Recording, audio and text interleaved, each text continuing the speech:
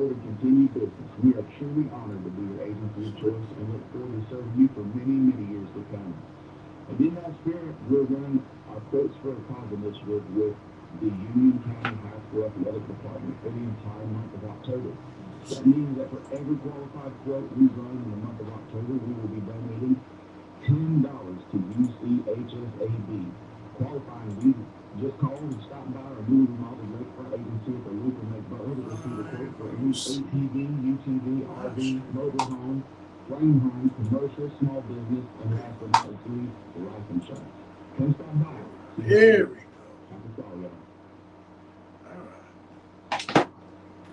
Welcome back to WCR 107.9. I had to get some technical difficulties corrected, but we're officially live on YouTube. Thanks to everybody who helped us subscribe to get to our 50-person goal for our subscribers. We're currently at 58 subscribers, but the grind did not stop here. We're working on trying to get monetary paid for our services here on YouTube. So if you want to help us reach our goal of 1,000 subscribers, please hit that subscribe button at unitycountyradio.com. Sorry, not radio.com. Unity County Radio on YouTube. As we're at 58 subscribers, we thank everybody for subscribing to YouTube. Once again, thank you for everybody helping us get to our 58 subscribers. We're officially live on YouTube, so we're pretty excited. On behalf of Aaron Dukes and Chelsea Dukes, we're appreciative of y'all this past weekend helping us get to our goal. Now I'm trying to get a hold of RJ so we can merge him in. The phone lines are open tonight, guys. As we got a lot of high school football to break down from this past Thursday and Friday night. As the regional first round is over, the championship series starts this upcoming Thursday, I believe. And we got a lot of games, not just in the rural classification, but also the FITs are in the second round as well.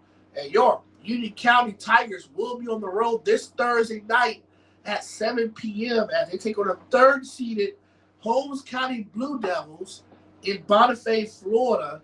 And the last time these two teams met, it was last year in the, I think it was the first round last year, where Union County took care of business over Holmes County in convincing fashion. So the Tigers and the Blue Devils do meet once again in playoff football, but in different circumstances. Both teams are now in the Florida Invitational Tournament. So the phone lines are open tonight, guys. The number to call tonight is 352-318-6607. As the chat box is open on YouTube. So if you're watching the YouTube stream right now, comment down below the chats. I am watching the chats as we speak right now. The lines are open to call. The call number 352-318-6607. I did lose RJ for a second. Hopefully he'll come back. But thank y'all for those who are watching. Thank y'all for tuning in tonight. Let's go ahead and talk about some of the games from last week. I had some guests supposed to call tonight. Wait to hear from them, especially one from Hawthorne, as his Hornets will take on the WIlliston Red Devils this Friday night in Hawthorne at Anime Field Stadium. That's a 7:30 kickoff. That is the regional championship round, as the regional finals will be held in Hawthorne for the Hawthorne Hornets, as they're the 2-seeded rule. They will take on the 7th-seeded WIlliston Red Devils, who was victorious last Friday night. I was there in Williston, very cold conditions down there in Levy County. I was really high up. Their bleachers are really high over there in Levy County in Williston. Good crowd. Saw a few former Tiger legends in attendance at the Williston-Lafayette game. Williston was victorious. They fell down early 7-0 to Lafayette. Lafayette has a very athletic quarterback, very dual threat like. He really caused a lot of problems early on for Williston on the ground. He's very elusive, very shifty. But when Williston finally hunkered down, I saw these guys up front. They're very good up front, very stout up front. I talked to one of the coaches on Friday after the game. They didn't play their best football offensively. Offensively, they ran like 7 series the entire game, and 3 of those series led touchdowns. Talked to Coach Pruitt after the game. He said his team was not polished offensively, but They played complete football. The defense scored a touchdown, a special teams touchdown. So they made it difficult for Lafayette. They eventually won 42-7 en route to a date with the Hawthornes for the third time in 4 years. Williston and Hawthorne would take on each other in a playoff matchup. And the previous time, it was for a state championship spot last year, where Hawthorne and Williston was down there. Hawthorne and the Red Devils fell short again against the Hornets. And I talked to my good friend Robert Back. He said he didn't even forget those conditions last year. It was very cold and rainy last year. So this year, I don't think it's going to rain predicted for this year's game. But it's going to be very interesting this upcoming Friday night in Alachua County. We got a couple of Alachua County schools in action this upcoming weekend. You have Hawthorne hosting Williston in the regional championship of Rule. The Eastside Raiders coming off a huge victory last week. They're in action, but they're on the road in Orlando as they take on the Bishop Moore Hornets, or Yellow Jackets. I think they're the Yellow Jackets. They're the 4 seed in, I believe they're the 4 seed. Let me go back to it. They are the 4 seed in, I think they're 4 seed in 2A. No, they are the, Lord have mercy. Eastside's the 4 seed in 3A. And the 4 seed is 3A. So Eastside will travel to Bishop Moore to take on that school on Friday night. Another local school from Alachua County, Buchholz, will be in action. They will take on Nease this Friday night at Citizens Field as they're the 1 seed in 6A. And they'll eventually face the winner of Pace and Mandarin in the state Final Four, as Nease and Buchholz, they will face Friday night, and Pace will travel to Jacksonville to take on the Mandarin Mustangs. That's going to be a fun one. In 4A, we got a lot of good games. Columbia, the 3 seed in their region, they travel to Fort Walton Beach to take on Choctawhatchee on Friday night. Columbia coming in with only 1 loss on the season, came at St. Augustine, a very high-scoring game early on in the year. Vanguard with a big, close win over Auburndale this past Friday night at home at Booster Stadium. They're on the road for the remainder of the playoffs, and they got a tough one next week. Actually, this Friday, and they travel down to the 407 to take on the Orlando Jones Tigers. They're the 1 seed in their region. Top seed in their region, St. Augustine will host Ed White, the 1-4 matchup in 4A. And then you go to 3A, top seed Reigns, who took care of Baker County this past Friday night. They will host West Florida, the 5 seed. And also 3A, Bishop Kenny with a huge win this past Friday night. The number 3 seed Bishop Kenny team will take on the number 7 Godby Cougars from Tallahassee. Godby with a huge upset over the Bay Tigers this past Friday night. The only upset I know of from the local schools from around the region in the first round. They take the trip down to Jacksonville, down I-10, and take on Bishop Kenny by the St. Johns River. That's going to be an interesting matchup for the Cougars. Can they make some noise in Duval and make their way to the Final Four? In 2A, Florida High with a huge win this past Friday night. They will travel to Jacksonville, another Tallahassee-Jacksonville matchup, as the Seminoles of Florida High will travel to number 1 Bolles. Bolles will host Florida High in 2A. Berkley Prep with an upset win over 4th seed of the Villages last Friday night. They will take their talents down to Bradford County to take on the top seeded Bradford Tornadoes. Bradford's only loss came on the road against the Mandarin Mustangs. So Bradford looking to get back to the Final Four. If they do win, they will host Cocoa next week. So if Bradford could take care of business against Berkley Prep, they're going to have a rematch against the Cocoa Tigers. But this time they will host Cocoa in Stark. So Bradford has an ultimate opportunity to host the Cocoa Tigers if they could survive their matchup on Friday as well. In 1A, University Christian and Trinity Christian are both in action.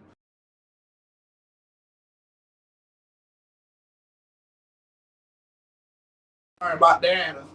little disturbance. No, let's see. Are we straight on YouTube? Make sure we're straight. I think we're good. Continue what I was saying. University Christian will take on Impact Christian. The 5-seeded Impact Christian will travel to Jacksonville to take on the University Christian. And we got a phone call. First call today here. Welcome to High School Football Friday. You're on home to Buchholz. Is that the man himself, Mr. Tony Lewis? What's going on, big dog? Welcome to High School Football Friday. Now, this is the first time you talked to me since what? We talked earlier this year. We talked about Hawthorne. I think it was mid-season when we was breaking down Hawthorne seasons. I think right before y'all played Oakleaf, I think. Right before y'all played Oakleaf. So let's get to the rule side of things. I was waiting for you to call me all night, and appreciate you tuning in tonight. Let's get to the rule bracket. And this bracket pretty much is set up for y'all to face Madison down the line in the state championship game once again. It's going to rule bracket presented by the Florida High School Athletic Association. And right now, the 2-seeded Hawthorne Hornets, and y'all call it Gotham, y'all welcome in a rival from up the road in Williston. This is the third time in 4 years the Hornets and the Red Devils tangled up. And last year, y'all beat the Red Devils on y'all's field in a Final Four matchup. So, Tony, what are your thoughts on this year's rivalry between y'all and the Williston Red Devils?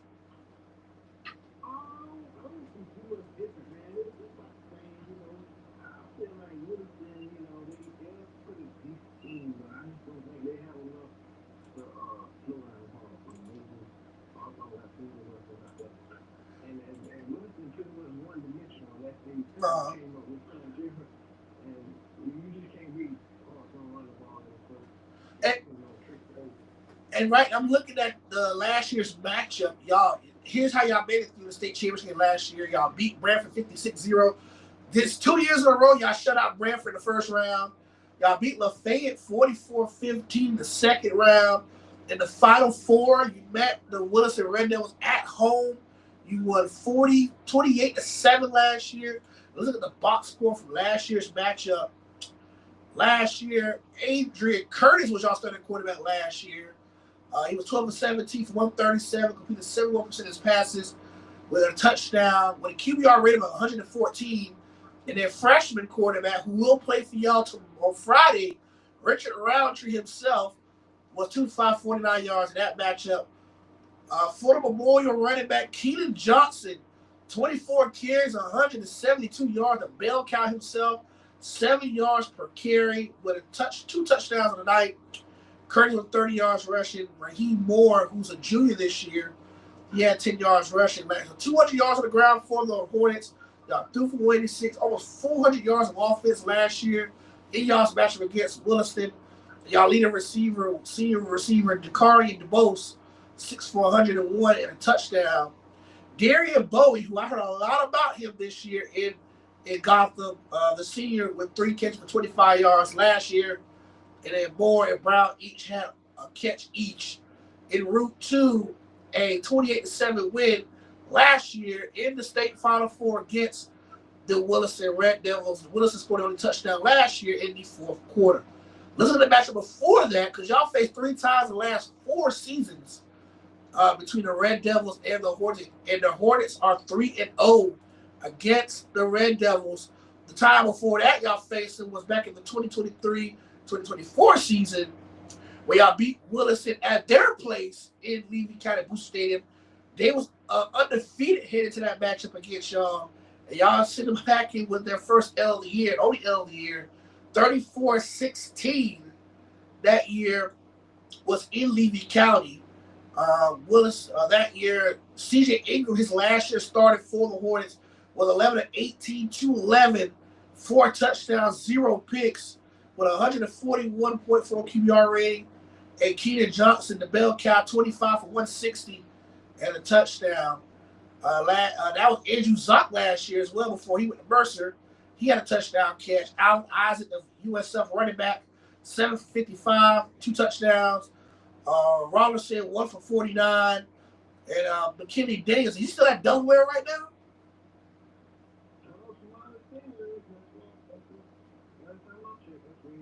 I remember that catch. I saw that live on YouTube last year, 2 years ago. That deep ball, 1-for-7, that 77-yard catch was the only catch, and it went for a touchdown. Y'all help. You know, Williston ran the ball well against y'all 2 years ago. They ran the ball for 223, but it was right about my committee approach. Y'all neutralized their passing game, 4 for 12 for 43 yards, a touchdown, and then a pick off a trick play by the Hornets. And then the time before that, y'all played them one more time in a playoff match. I'm trying to think, was that the year before that too? Y'all played Williston? I think it was 2022, 21-22, I think y'all last played before this time. Let's go look at that. Look at 22-23. And y'all did not play Williston that year, so we're going to go back. Maybe 21-22. Because y'all won state that year. Y'all beat so y'all have played Williston before those 2 times in a while. I got another phone call. Let's merge him in. Who this is? You're on the phone with the big horse Charles Jackson. What's up, RJ? I merged you in now with our guest for the night. So RJ Wallace has finally got in contact with me. I couldn't find him for the longest, but I'm glad I got in contact with him. So the time, Tony, the last time y'all played Williston in any capacity before those 2 meetings of playoffs was 2019 when y'all beat Williston at home 24-8. Y'all beat us the following week 27-12. So y'all faced Williston 3 times in the last 5 years. 2 of those are in the state playoffs, and the one other time was in the regular season. Y'all beat them by 3 scores. So let's talk about this matchup.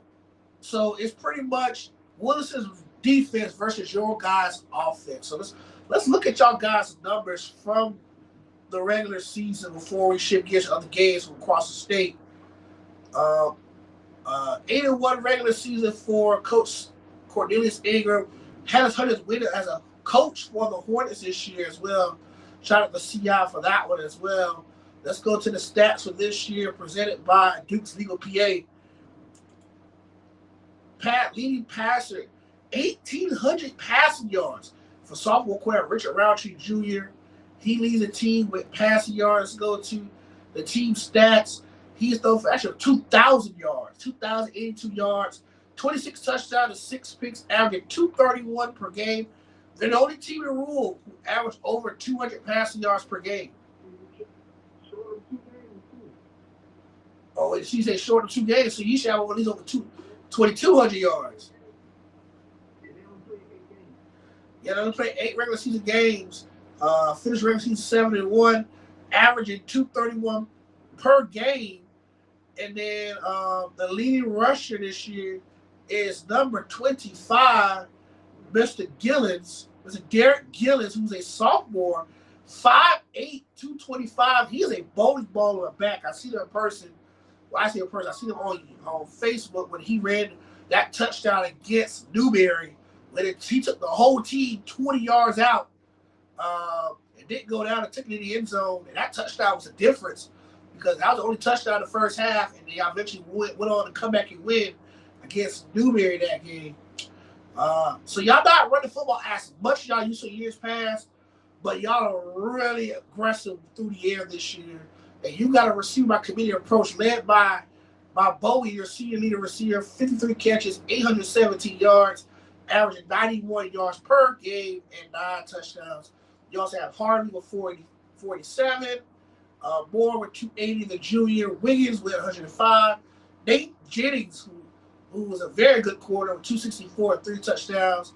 So Richard does a good job spreading the football around to his playmakers. It's going to be kind of tough. Now, I heard there's a real good corner over there in Williston, Mr. Maverick Jones, who's named top defensive back of the year. I was there when he got his award on last Friday against Lafayette.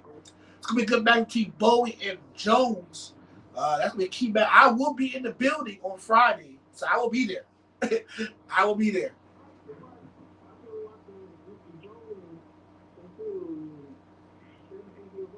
Uh-huh. Right.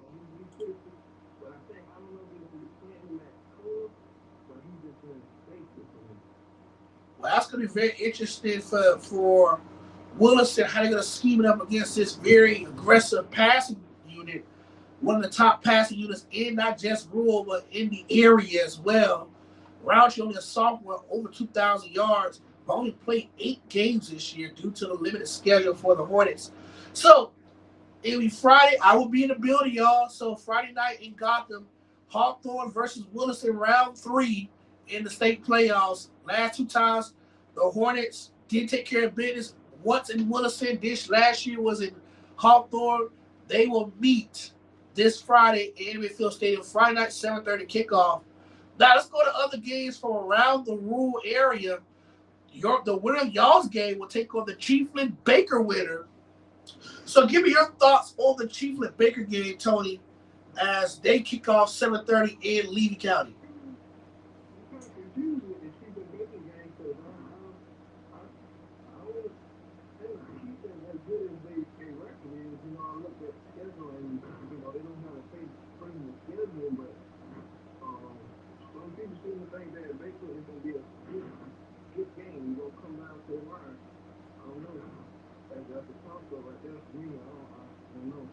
Well, Baker come off a 35-0 shutout. It did take the goal in the second half to pull the game away because at halftime it was only 7-0 between them and Liberty County last week. Baker's put up 28 in the second half to take care of business. Nease gave Chiefland a run for their money in the first half. They were now 14-6 before Chiefland put up 30 unanswered to pull away to win by 38. All right, now the most interesting game outside of Williston Hawthorne is in the 4-5 matchup. Taylor County, their first year rule, hosts Pahokee. And that's going to be an interesting one because that's going to be a toss-up to me. I don't know who's going to be Taylor County and Pahokee. I really want Pahokee to win, though.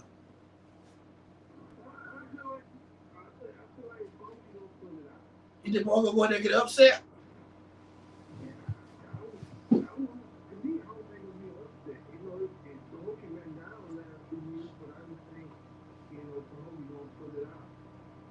If Pahokee, like Hawthorne and a few other schools around the state, they face some tougher, bigger schools. Pahokee played Glade Central in the Mud Bowl. They played Carter Newman, who's another powerhouse down south. And they also played Palm Beach Central, who's another big-time school down there in South Florida. So all 3 of their losses came to those 3 schools. So Pahokee's been battle-tested as much as Williston, as much as Hawthorne and Madison has. So this could be an interesting matchup. If Pahokee wins, I kind of got them might be beating Madison in Pahokee next week. And they could beat Taylor County. I like Pahokee beating Madison at home in this Final Four. That's a bold statement. It's a bold statement. You said what, Tony? They're overrated. I told my boy Robert Mack at Williston Sports Station, they're not a 1 seed. They're a 1 seed because they're undefeated and they rode the course all year, which I got. I'm not knocking an undefeated season, but you ain't really played nobody all year until you play Jay. And I think Jay should have been in the playoffs. I think Jay should have been in the FIT, and Fort White should have played Blountstown. And in my opinion, I think Fort White would have beat Blountstown again.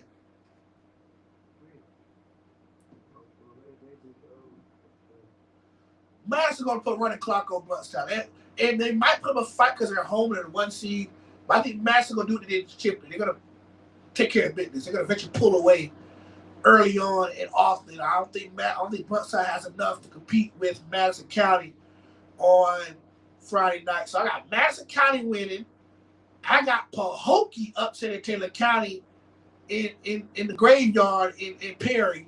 So that's about Madison County, Pahokee Final Four. And I got Chiefland surviving against Baker, despite losing the quarterback for the season towards ACL last Friday against Nease. So they're going to back up. So Chiefland will go with a back quarterback. I still got the win over Baker. Baker making things a little bit difficult. But Hawthorne, I got Hawthorne beating Williston. I talked to some of the coaches at Williston. A lot of them said that they don't have enough depth on the defensive line because the defensive line played offensive line as well. And when you play teams like Hawthorne, you got to have depth on both sides of the football. And there's not many teams who are as deep as Hawthorne. They're not glazing Hawthorne, but they have been the epitome of success in rural since the inception of rural. And even go back to 1A. So I got Hawthorne and Chiefland in the Final Four. Chiefland got to make that trip to Gotham. Then I got Hawthorne winning that one against Chiefland and face Pahokee in the championship game. Well, and one thing is, you know, I saw Hawthorne out there. Let's keep it real. And all the teams that did the World Playoffs played directly to Hawthorne players. If you watch Hawthorne, you would come in with game plan and want to pass the ball. You know what I'm saying? They had first at times with sending the pass. Right.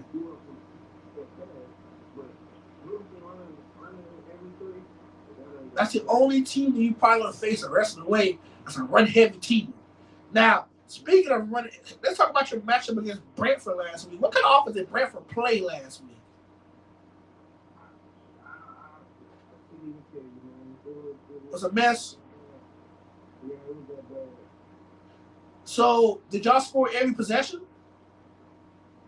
Just about. Well, wow. So,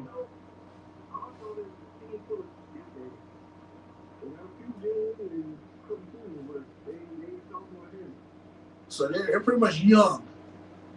Yeah, they're really young. Running back came green, quarterback came green. Got a couple of sophomore receivers. Two freshmen starting on the line. One of them got three, I think. But one of them got hurt from this. So they young. So if you want to be awesome, you got to be them.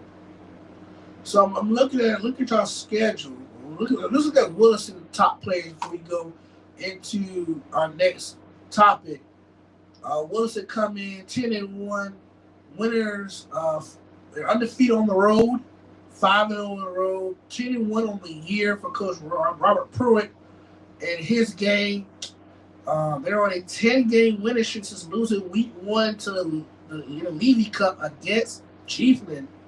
And if they did beat Chiefland, it would have been Chiefland y'all in that second round. And Williston would have been hosting Baker, but you still have to run into Hawthorne eventually in the third round. So let's look at their stats presented by Duke's Legal PA. Of course, they are a run-heavy team.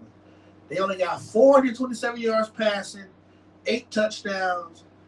They are running back by committee approach, 3,000 rushing yards on the ground, which is for 284 rushing yards per game, 8 yards per carry. The leading rusher is number 4. They're twins. Number 4, Cameron Manna, who has 940 yards rushing on the ground. His younger twin brother, let me see his name, Jaden Manna. They're both senior running backs. They're both 155 pounds. They stand at 5'6". Both of them combined for 1,500 rushing yards on the year and 25 touchdowns. The second leading team rusher is number 0, Omari Walker, with 715 rushing yards and 12 TDs. The leading receiver has 84 receiving yards, which is Mr. Omari Walker with 3 touchdowns. So you're facing a run-heavy stout team. And let's look at y'all's last few games alive on the ground against teams like that. Let's go ahead and look at that right now. Well, you can look at OP. I mean, OP from big school, but that's the school hard to go with stopping the run. But of course, you're a bigger school. You're gonna have those nights where you can't stop the run. You know, that's hard to use. They go hard to put it back on the screen for people to watch at home. So let's go ahead and preview some more games. So we got the rule now. Let's put the limit by team. We start round Thursday. You go ahead and turn this down a little bit. Echo. So top seed Fort White will host the Wildwood Wildcats in Columbia County. Wildwood with a 16-point victory over the Jefferson County Tigers on the road. Fort White will take on the 9th seed Wildwood Wildcats at 7 p.m. this Thursday. Both of these teams have bye weeks. It is the Moorhaven Terriers hosting the Northview Chiefs. That game is in Moorhaven, 7 p.m. this Thursday. Number 2 seed Port St. Joe had a bye week. They will host the Central Bears. Central will huge win over Hitchcock 28-20. So the 2-7 matchup between Port St. Joe Central, and the final matchup of the second round in the regional final, it is third seed Holmes County taking your Union County Tigers, the 6 seed this Thursday night, 7 p.m. Good news for Union County. Freshman quarterback Cadence Merrick will be back in the lineup. He will start for your Union County Tigers. So let's go game by game, pick by pick in the Rule FIT second round. Let's start off with the Fort White Wildwood matchup, guys. Fort White and Wildwood for the spot in the FIT semis. You go Wildwood? Really? Wow.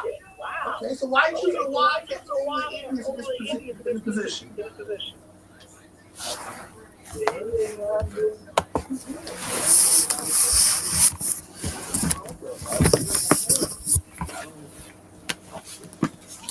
So you go Wildwood due to inconsistency by Fort White. RJ, Wildwood or Fort White? I have Fort White because they're coming off of a season where they should have been in the regular playoff. Yes, Madison County didn't play anybody really. Well, don't get me wrong. Madison County did play some powerhouse schools, but Fort White also did. So I have Fort White winning this week, but if they play another team next week, I have them losing. The only team I can see next Saturday and Brandon can lose to is probably Moorhaven in this Moorhaven and Northview. Yeah. I don't see Northview beating them. The only team I can see on that side is Moorhaven. Wildwood is having a good, solid year under first-year head coach Bo Hartwell. Great win to make their way into the regional final. But I think it's going to be too much Fort White at home. Fort White has to play the game in about 2 weeks. They're hungry, they're rested, they're fresh. I'm going to give Fort White the benefit of the doubt, but I'm interested to see how they're going to play against Moorhaven. That's if Moorhaven survives against Northview Thursday night.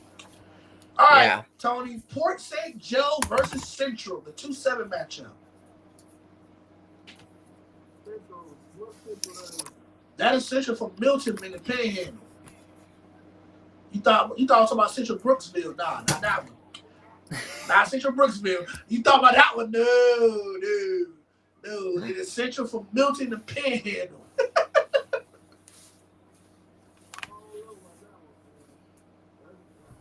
I'm going to go Sharks. I'm going to go Sharks in a close one. The Central could upset them. They could.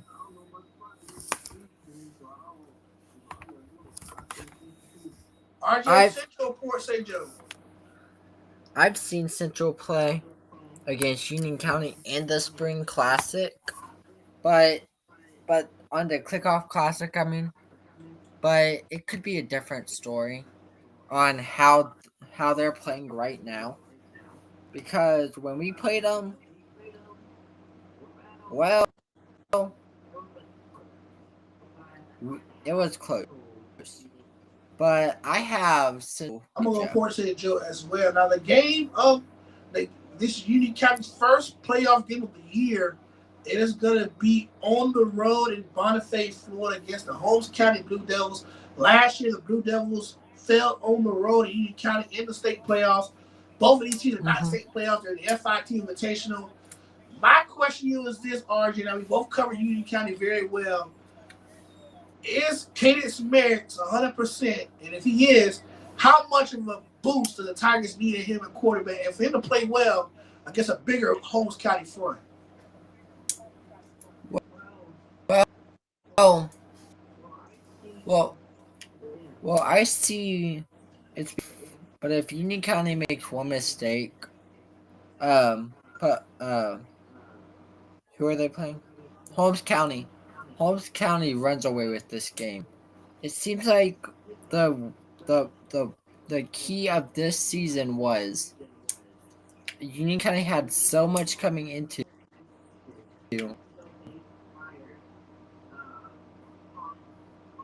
until they fired Thomas. Thomas is and this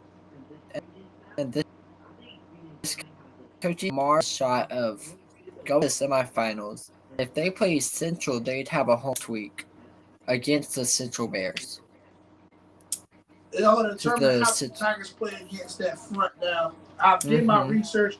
Holmes County's a little bit bigger in front than us. They have the players. I say this: if Union County plays its cleanest football of the year, and I make this statement. I made the same statement when we played Paxton. Play clean football, eliminate the stupid mistakes. Yeah. No penalties. And that's hard to do. No penalties, no turnover, interception, no fumbles. Clean football, protect Cadence, make him find the right reads down the field.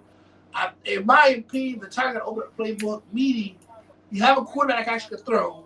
He's very athletic. Let him throw the football. You have to give the freshman opportunity to play quarterback. Not hitting the football off every play, and it's not expected for the offense to move after. You have to be versatile to win against Holmes County.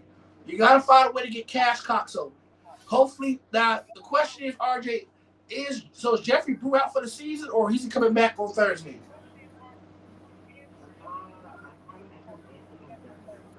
Jeffrey Brew's available. Jeffrey Brew. They got to play him. But Jeffrey Brew's probably the best athlete as a skill player on the offense. He's a former quarterback. He's more of a Swiss Army knife. I told Charlotte Emerson this during the Paxton game. He is a Swiss Army knife, and he can impact the game in many, many ways. But they got to find other ways to get people involved. Cash Cox got to be a big-time player and receiver for them. They got to find a way to get the football verted down the field and get C.J. Ivy and those guys going early against a very stronger front of Holmes County. Now, the Tigers could win this one only if they do those things. If they don't do those things and they come out sloppy like they did against Chiefland, like they did against Baldwin, like they did against Trinity Catholic, it's going to be a long night in Bonifay for the Tigers. Tigers come in 2-7, have not won a football game since the Paxton game, which was back in early October, late September. So they're on a 4-game losing streak. The Tigers, they're well rested.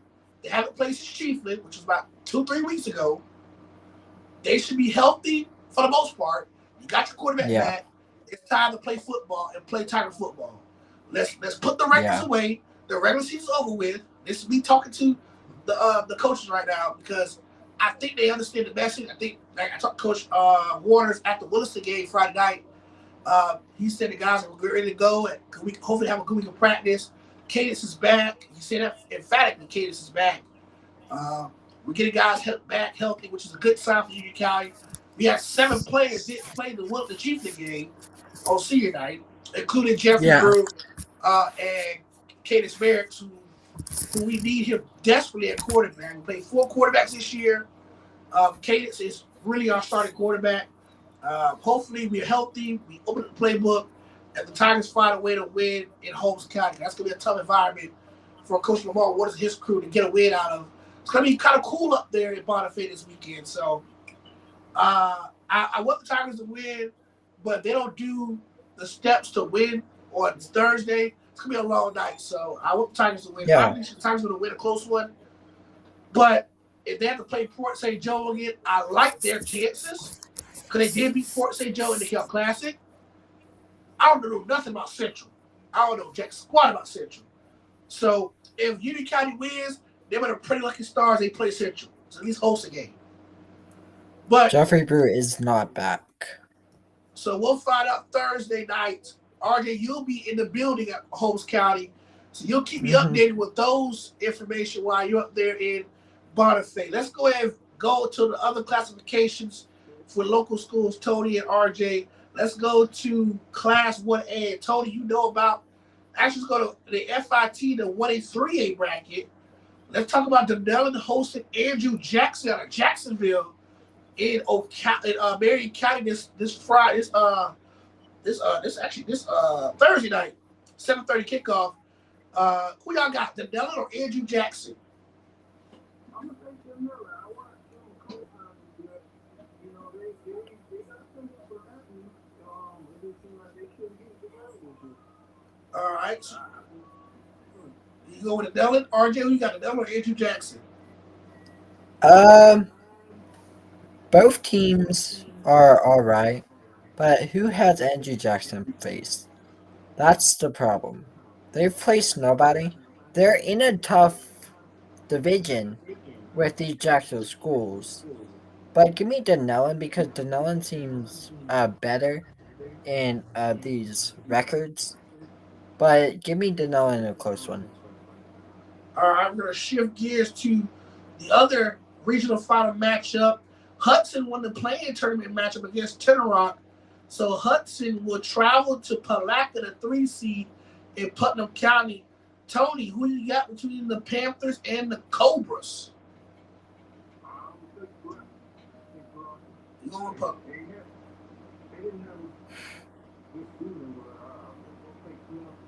You going to Palatka Panthers. RJ, who you got? Palatka? You saw Hudson firsthand.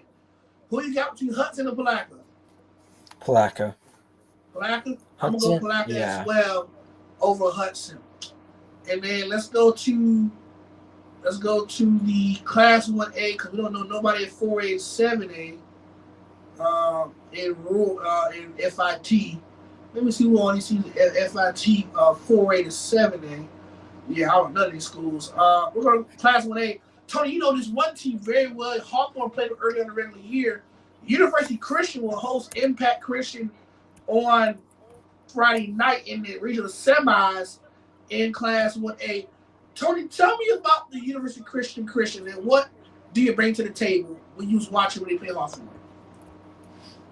They control some points. They usually isn't that good, and they control some points. So if Impact can't go down, Impact, I've seen Christian winning by a beautiful touchdown. And you looked at University Christian first round matchup, they beat the brakes out of Ocala Trinity Catholic. 55-14, a first round matchup. Impact Christian got an upset win over Episcopal out of Jacksonville. So it'll be University Christian versus Impact Christian in the regional semis in Class 1A. And the other side of Class 1A is the Roberts from Jacksonville. The Trinity Christian Conquerors will welcome in the 3rd seeded Tallahassee McClay School. I have not heard too much about McClay, but I heard a little about Trinity Christian. Your thoughts on Trinity Christian, Tony? Trinity Christian is traditionally always pretty decent, and I think it's the private school, if I'm not correct. Yes, they are. Yeah. So you're going with Trinity Christian? Yeah. Now, there's another school you saw firsthand as well. I don't know if you went to this game, but down here in Region 2 in Class 1A, the 4th seeded Melbourne Central Catholic Hustlers will be on the road against Carrollwood Day. Now, Tony, I don't know if you went to this game against Melbourne Central Catholic, but what do you know about the Hustlers? And can they presume a threat to Carrollwood Day? They got these out. Mm-hmm. But, it will come down to the offensive position front. And I think that was got a little advantage on. Now, you look at the rest of this classification, you got some heavy hitters in 1A. You got Clearwater Central Catholic. You got Carrollwood Day, Melbourne Central Catholic, Trinity Christian, University Christian. You got Cardinal Newman. You got Shamadan Madonna.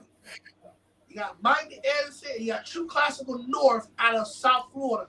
This is probably the hardest classifications in the state. All those schools in the state, it's going to be a free-for-all because my favorite to win this classification is definitely Shamadan Madonna. I agree. No doubt. They're my favorite. The other the only school I can see compete against them is probably Cardinal Newman. And they got to play Cardinal probably in the Final Four. Mm-hmm.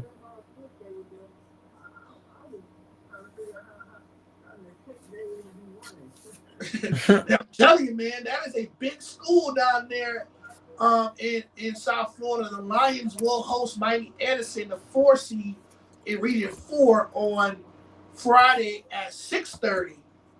That is down there in Charlotte. Let's go to Class 2A. Now, this is the class I'm interested in because You get look lost at in that Region 2. It could be Cocoa versus Bradford in the final, in the regional final next week. In this class, I feel like it's wide open. Yeah. And this year, Cocoa isn't dominant. No, not by far. They've been in past. And one thing I do know about Bradford, they ain't gonna play some defense. If Bradford, they can get any type of offense, I'm talking 3 scores. I'll tell you right now, Berkley Prep got a huge win over the Villages last week in Sumter County. Calvin Christian survived against 7th seed Santa Fe last week. Coach Ernest Graham had a sensational first year. Led Santa Fe to the regional quarterfinals in his first year. They went 7-4. Big shout out to Coach Ernest Graham, his first year. It's been a while since Santa Fe was in the playoffs, so congratulations for a great year. Disappointed finish, but they fought to the very end. That game was back and forth the entire night in Clearwater.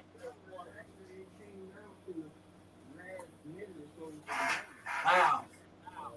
And Santa Fe was driving. It was right in the red zone, and they have a super way to stop. Wow. Tough break for Coach Ernest Graham. Another Gator great season for the 7-4 for Santa Fe. Cocoa, dominant win, 42-13, was never intact. Newberry, despite the slow start early in the year, they rallied back strong. And Newberry finishes with a 5-6 record, 3-1 district. Nothing he can handle. Newberry fought to win. And from what I heard from Coach Jamie Rogers, Newberry is probably the most talented team he has faced all year. And that's including losing the Mandarin in Jacksonville this year. So, big tip off of the clap to Coach Ed Johnson and Newberry, who y'all did beat in Newberry earlier this year. So, Coco won.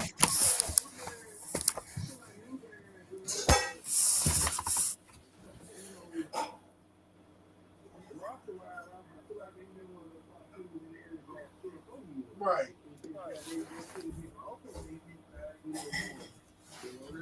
With the loss of McGriff, yeah.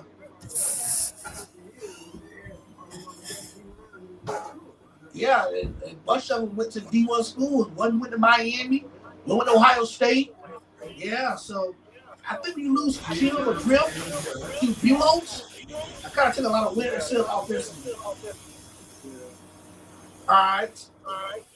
Now, I'm telling you right now, watch out for Cardinal Gibbons in Region 4. Carter Gibbons is my sneak pick to get to the state championship game. But right now, my top 3 schools right now is Bolles, Bradford, Cocoa, and Cardinal Gibbons, and Glade Central round up the top 5 in Class 2A. Moving to Class 3A, Tony and RJ. This is a very interesting classification. You have Eastside in this classification, Region 2. Eastside with a 27-foot win over Southside last week. It's in this field. They got a tough cast. They have to go to Orlando to the Bishop or the Yellow Jackets. And that's going to be a tough one. They beat Hernando 61-6 last week.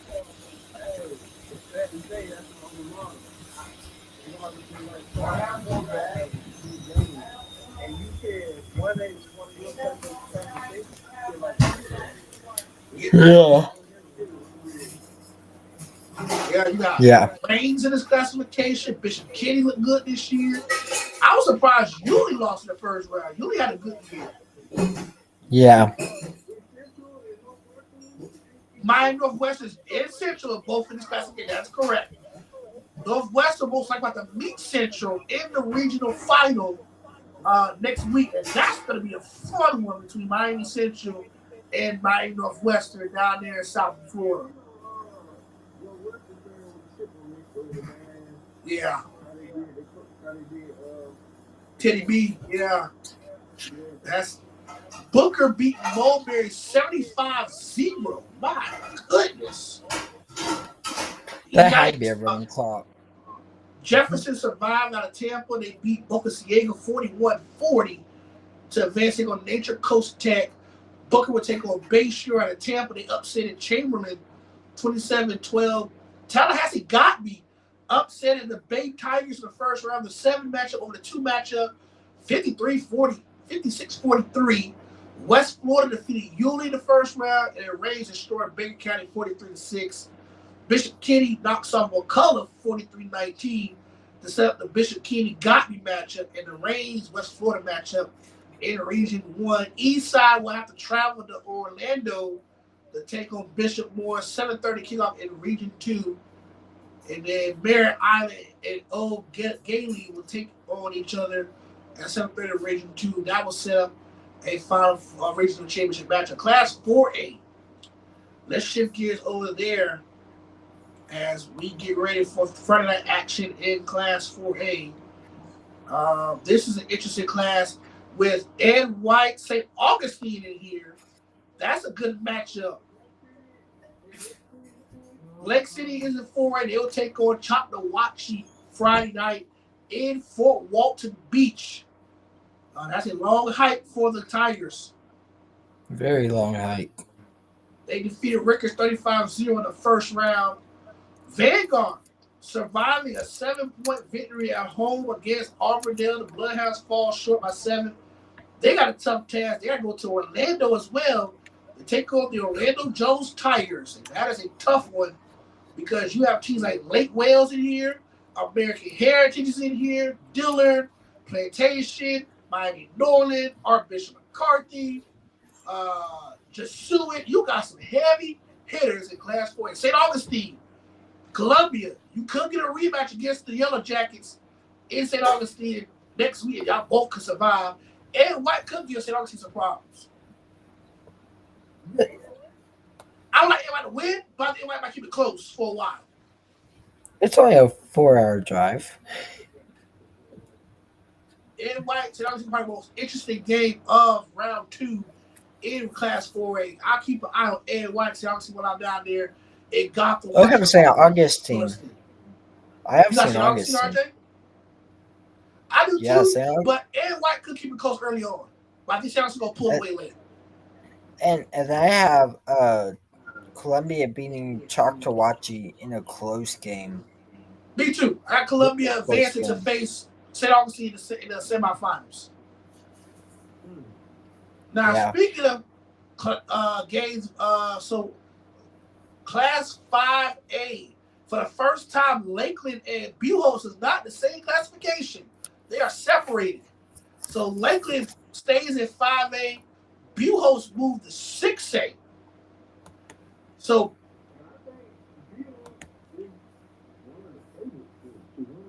yeah, in 6A, you got Lakeland taking on Gainesville and Tampa. St. Thomas Aquinas in the second round. They will host Coconut Creek. Cape Coral will host Manatee. Riverdale will host McClay. Ponta will host Beachside. And mainly out of Tampa, Daytona Beach beat Middleburg last week by 21. They will host Mosley after they survived against Lincoln out of Tallahassee 33-30. Let's go to Class 6A, where the Buchholz Bobcats are the top seed. And I'm telling you right now, guys, these two teams just faced each other a couple weeks ago. The Buchholz Bobcats and the Nease Panthers just faced each other, I think, in the last month in Citizens Field. Yeah. I think was it just 2 weeks ago? Yeah. They faced Nease back on September 26th, and they beat Nease 27-7 that game at Citizens Field. Buchholz quarterback Whittemore, the sophomore, 182 through the air, no touchdown, no picks. Ran the ball for 221 as a unit. They held Nease to only 63 yards passing, 7 of 22 passing with 2 INTs. And they did run for 149, but the defense was stout for Buchholz. They outgained Nease 403 to 212 in that matchup en route to a 20-point lead for the Buchholz Bobcats. They will meet again in the regional semis.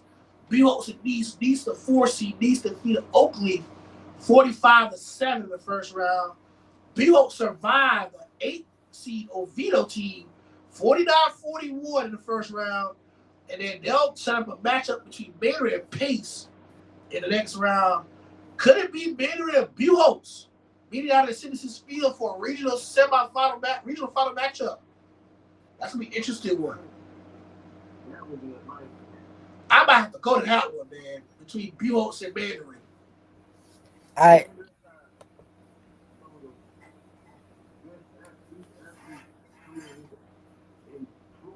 Right.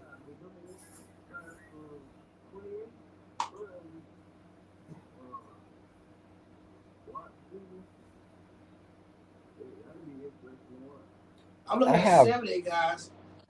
Go ahead, RJ. I have Nease being Buchholz and getting their get back on Buchholz. Whoa, so you choosing these Panthers upsetting Buchholz? Now, Wyman once told me it's hard to beat a team 2 times in the same year. Mr. Wallace, you just telling me you got Buchholz, who has not lost in the first 2 rounds in about 5 years, losing to Nease. I can't. In the great words of the legendary Lee Carson, not so fast, my friend. I cannot give you that. I'm going to go Buchholz. And Buchholz going to be the worst than he did the first time. Okay. Now we're going to look at the 7A. There's a couple teams we're familiar with. Buchholz only loss came to 7A Vero Beach, who was one of the top teams in the state of Florida. They're number 1 seed in Region 3. Dunnellon, who beat Madison County, they're the 1 seed in Region 1. They beat Madison by 1. You got Columbus out of South Florida. You got Palmetto. You got Venice, who beat Buchholz last year in the Final Four to go to the state championship game. So we got a lot of great football, high school football coming up, guys. My goodness. I mean, whoo! Yeah, FIT Thursday, guys. You got state playoff Friday. I mean, whoo! My goodness, guys. It's a lot. So we're going to take a quick commercial break. Tony going to hang out a little bit longer. Tony going to head out. All right, so we're going to go to NFL and college football news. After this commercial break, we're right back with high school football final on WCO on 7.9. I'm here with RJ Wallace of Across Sports and our special guest, Mr. Tony Lewis of Hawthorne Hornets News. We'll be back in a few minutes with a couple of our sponsors, guys. I can still hear you. They can hear me with everything. We're going to talk about NFL action yesterday. Then we're going to get into the news. College football came out. James Franklin getting born of Virginia Tech, which is huge for Virginia Tech. Did y'all hear about Lady family coming in Gainesville today? Who?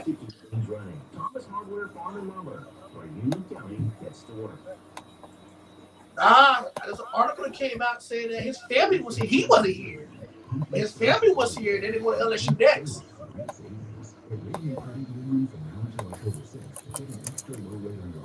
Yeah, his son. Yeah, he's a high school student.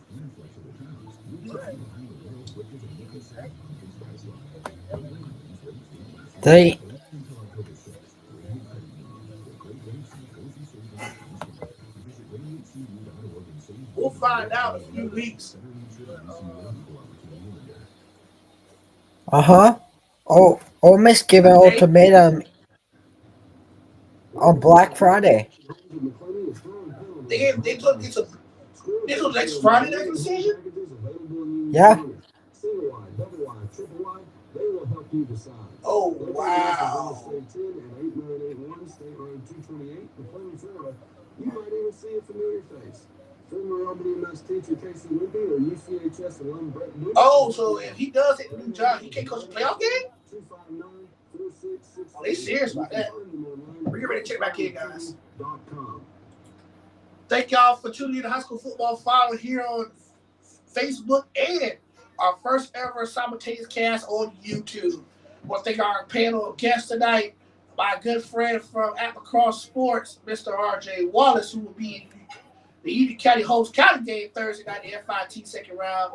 And I will be with Mr. Tony Lewis and the Hawthorne Hornets as they will take on the Williston Red Devils Friday night in the regional final. Guys, let's talk about some college football news from today. We was talking about this all during the break, guys. Lane Kiffin has a deadline from the University of Ole Miss University. He has till next Friday, which is Black Friday, to make a decision if he's gonna stay at Ole Miss or go elsewhere. I just found out from y'all two guys that if he takes the job, he can't coach the Ole Miss playoff game. So my question, go ahead.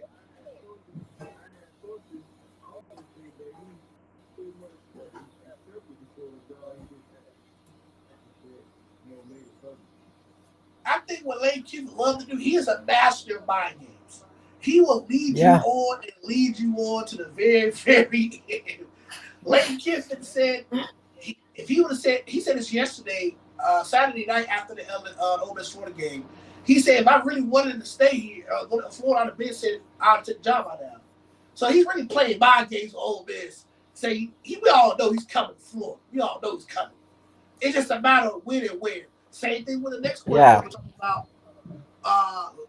It's official today. James Franklin will be the new head coach at Virginia Tech. That was official today as well. And like the Lane Kiffin situation, his name been linked to Virginia Tech for about a month now since he was fired at Penn State. How do you think James Franklin would do at Virginia Tech? I'm going to start with you, RJ. What are your thoughts on what are you doing? James Franklin going to Virginia Tech? How well he would do in Hokie Nation? Well, James Franklin is a good head coach at Penn State, but it was time for them to move on. And of course, everything's about winning in the NCAA. If you lose, you're over. So it's a matter of time. If James Franklin brings what he's done to Penn State to Virginia Tech, he should be able to fit in. But it's all about how his age catch up to him too, because he's getting up there in age, just like Lane Kiffin. But I think he'd be a great coach and all that. Tony, what are your thoughts on Lane Kiffin? I give James Franklin going to Virginia Tech. It's been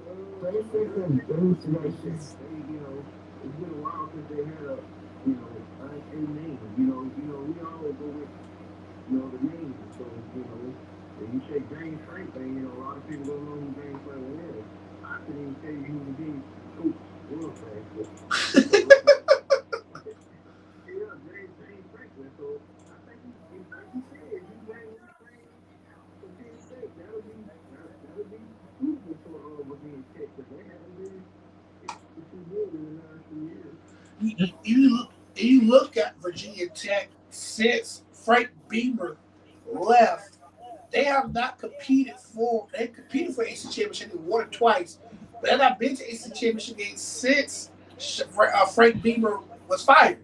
So you need a big time home run hit. If you're Virginia Tech, this is a marquee hire. He's one of the top 3 coaches in America that's available outside of Nick Saban and Urban Meyer, because I really want Urban Meyer to come out of Florida. I really do. And RJ, I don't know if you know this, but Urban Meyer will be at the Florida-Tennessee game this upcoming Saturday. He posted on Twitter today that he will be in the Swamp. So could it be maybe the boosters, maybe Steve Spurrier himself whispered Urban Meyer's ear to tell him to come back to the sideline, put that sun visor back on, put that jacket back on, and coach the Gators back to Providence?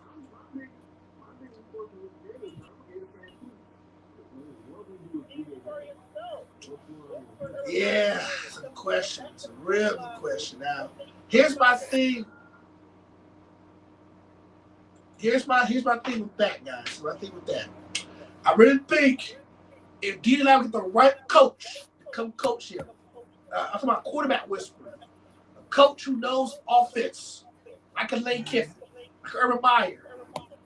You get that type of coach in to develop DJ to what we know he's capable of doing. He will be a first-round quarterback, bar none, after his junior season. But right now, he is a mid-round quarterback. And he's third or fourth round, and he'll only get drafted based on potential. Mm-hmm. I don't think he's that. He may be a fourth or fifth round pick, guys. And that's me being honest. So let's go ahead. Let's talk about some other news from around the NFL. Let's go through the NFL news. Jalen Ramsey and Jamar Chase got into an altercation on Sunday during the Bengals Steelers game, and that man missed the Jamar Chase in the Hop Tour challenge on Jalen Ramsey in the face. Hop Tour. I mean,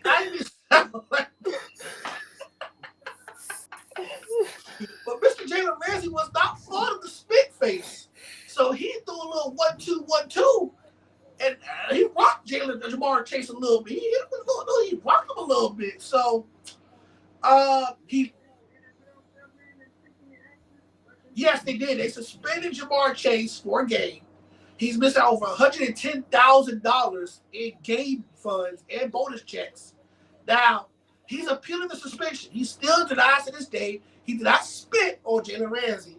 But if you watch the videos all around social media, he put a big old glob of saliva and spit towards the neck and face mask area of Jalen Ramsey.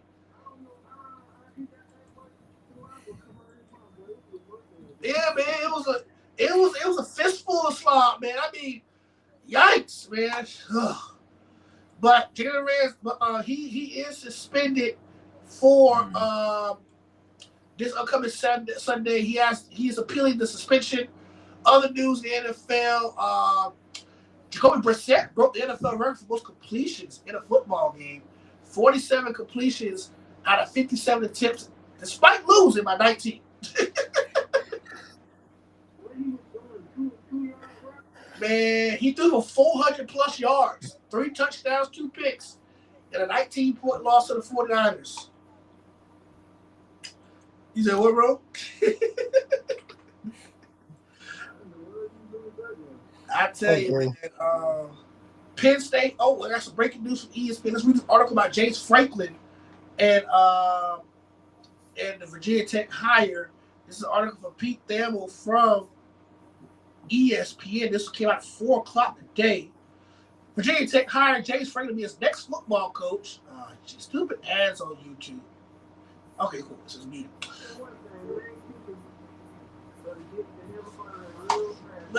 Matter of fact, I'm going to look up the Lane Kiffin story right now about Lane Kiffin, Florida.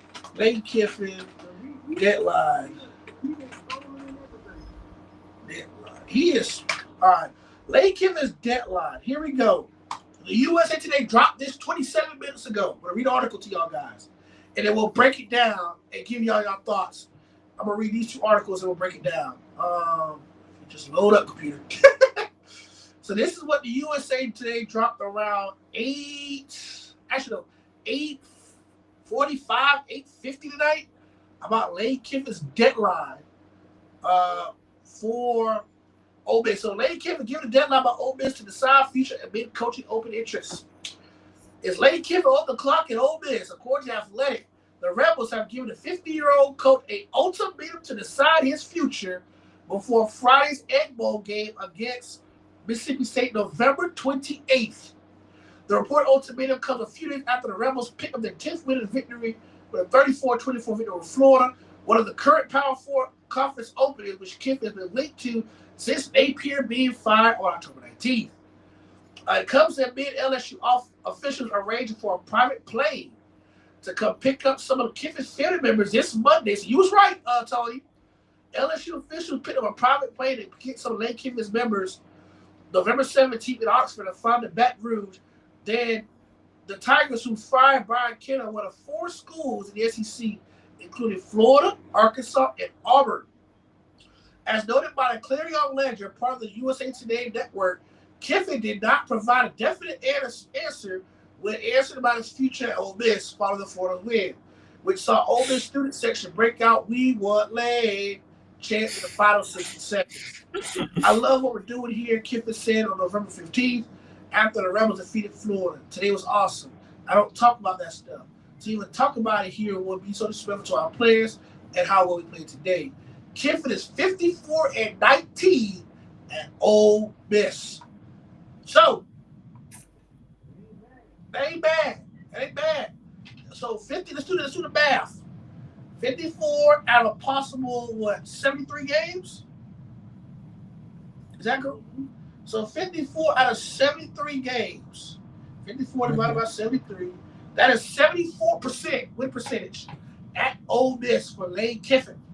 Now, let's read the article about James Franklin Vanderbilt, James Franklin Virginia Tech. Virginia Tech hired James Franklin as head coach today. He'll be formally introduced at a news conference with him morning. I'm honored, humbled, and to be a Hokie family member.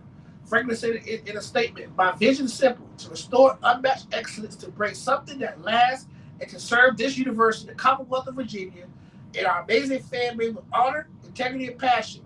I look forward to getting to work with our players, our staff, and the entire Virginia Tech community. Franklin was originally owed $49 million from Penn State after being fired on October 12th. But part of this deal with the Hokies, sources say ESPN, includes a $9 million settlement from Penn State. So he's getting a $9 million settlement from Penn State. Out of the $49 million, he's only getting $9 million of it because he got a new job now. Franklin went 128-60 in 12 years at Penn State. So with that percentage, 128 over 168. No, 128 over 168. He had a win percentage of 76% at Penn State. He only won one Big Ten championship at Penn State. He coached for 15 years, between 12 years at Penn State, 3 at Vanderbilt. He brings a record that includes winning more than 16% of his game, which is at 76%. Appeared in the 2024 college football playoff semifinals last year, and the Big Ten championship in 2016 with Saquon Berkley and Chris Godwin. He replaced former defensive coordinator Brett Pryor, who's ODC, who was fired back in September after an 0-3 start and a 16-24 career at Virginia Tech in 4 years. Franklin arrives at Bradford will give the Hokies the most accomplished coach since Hall of Famer Frank Beamer, who retired in 2015 after 29 tremendous seasons. Since that time, Tech has endured the underwhelming teams of Justin Fuente and Pryor as the school struggled to assimilate to modern college football. After firing Pryor, the Virginia Tech Board of Visitors passed a plan to add $229 million to the athletics department over the next 4 years. So if you do the math, 229 divided by 4, that's $57.2 million per year into your athletic football program. So the move was to make the Virginia Tech a more attractive job and attractive a candidate who can revive the school from lacking football fortunes. Here's a comment from the director Whit Babcock. James Franklin embodies a spirit, vision, and relentless pursuit of excellence that will elevate Virginia Tech football back on the national stage where it belongs. This is a landmark moment for our program. James is a dynamic leader, relentless recruiter, and a coach who has proven he can build and sustain elite championship caliber programs. We were thrilled to welcome him and his family Blacksburg to entrust him for the future of Virginia Tech football. So, I'm going to read last one with this comment. Franklin team was ultimately defined with his success against Power 5 top 10 opponents. He is 4-21 against top 10 opponents. Over his 6. Okay. You think it's over for Dion? Yeah. Dion is not looking real good at all. The Cinderella story is over with. His son's in the NFL. Travis is gone to Jacksonville. It is not looking good right now. He has a losing record. He's not going to a bowl game. Let's read this page post right here. Deion Sanders is currently facing challenges as the head coach of Colorado. The team has struggled with a 3-6 record, marking the worst season for Deion in his tenure. Despite these different,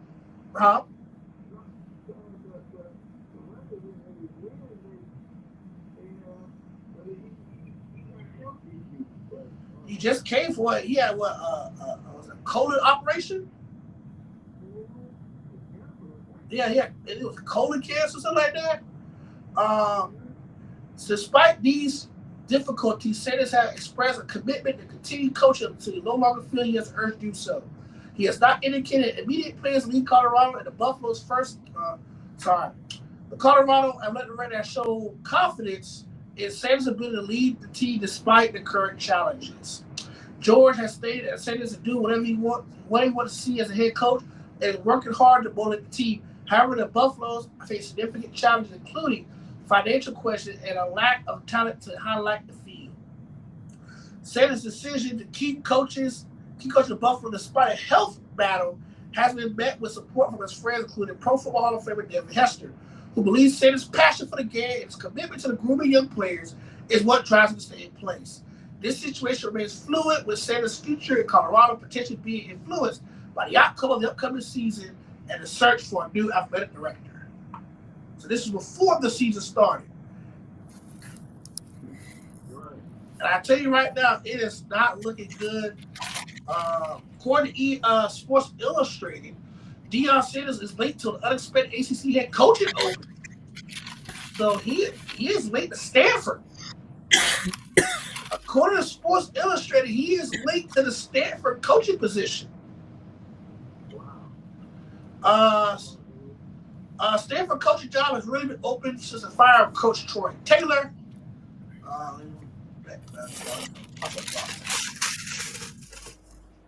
He has been linked to it for a few weeks now, for what Sports Illustrated is saying. So this is going to be interesting how the rest of the season plays off. What a night, guys. We talked for almost 2 hours. We've been talking since 8 o'clock, and it's 9:32 on the East Coast, guys. I appreciate you guys tuning in, guys. Thank you, Tony Lewis, for hopping on tonight, guys. I will see you Friday night in Gotham. Hopefully we'll sit together and watch the game together. RJ, you have a safe trip to Bonifay this Thursday night, as your Union County Tigers will be in action in FIT play. The 6th seed Union County Tigers will travel to Bonifay to take on the Holmes County Blue Devils, the 3rd seed, with a spot in the FIT semifinals next week against the winner of Central and Port St. Joe. For everyone else, tune in, please. We'll be here this Friday night. As RJ will be in controls again. 2 weeks in a row, RJ Wallace will be in the high school football post-game show from here in high school football mecca, Union County, Lake Butler, Florida, as RJ will go over the scores, and I will hopefully call in this time to give him some scores of my own and give him my assessment of the Hawthorne-Williston matchup, which will be this Friday. So for those who are traveling to Bonifay for the Holmes County Union County game, please be safe on the roads. Bundle up. It might be cold this week. High school football is in the air. High school postseason in the air. And the road to state is underway. Thank you, Tony, for tuning in. Thank you to my colleague, RJ Was at Cross Sports. I'm your host, the Big Hoss, Charles Jackson. I thank all of our sponsors for today. Cornerstone Caregiving, Cool Waters, Florida Gateway, Spires IJ Supermarkets, Burr Super Center, Pop Pizza Box, North Central Town, Rated Credit Union, Southland Winter Steel, James Bus State Farm, Farmer Grace Fieldhouse, The Oil Guy LLC, Thomas Hardware, Wayne's Fire Manufacturer, Roberts Insurance, and the great people at First Christian Church of Lake Butler. And my sponsor of the High School Football Final Show, Duke's Legal PA, James Bus State Farm, and Farmer Grace Fieldhouse. If you lease Farmer Grace Fieldhouse between now and December 31st, 2025, you will get a $100 cleaning fee off your rental. That's if you with Farmer Grace Fieldhouse between now and December 31st, you'll get a $100 cleaning fee waived off your rental. So thanks to our sponsors at Farmer Grace Fieldhouse for that. It's a lot to talk about that, guys. I need some water. But I will see y'all guys on Friday RJ, we will see you Thursday in Monterey. Thank y'all for making this cross stream a reality, guys. Thank y'all for helping us get to our 58 subscribers, but the job is not done. We're on the road for 1,000 subscribers. Please hit that subscribe button. Continue to support Union County Radio. We're on the road to 1,000. Please help us get where we need to get to. We love you guys. We'll see y'all on High School Football Final this Friday, as RJ Wallace will be in control of the show. I will see y'all then. Love y'all. And go Tigers. We out.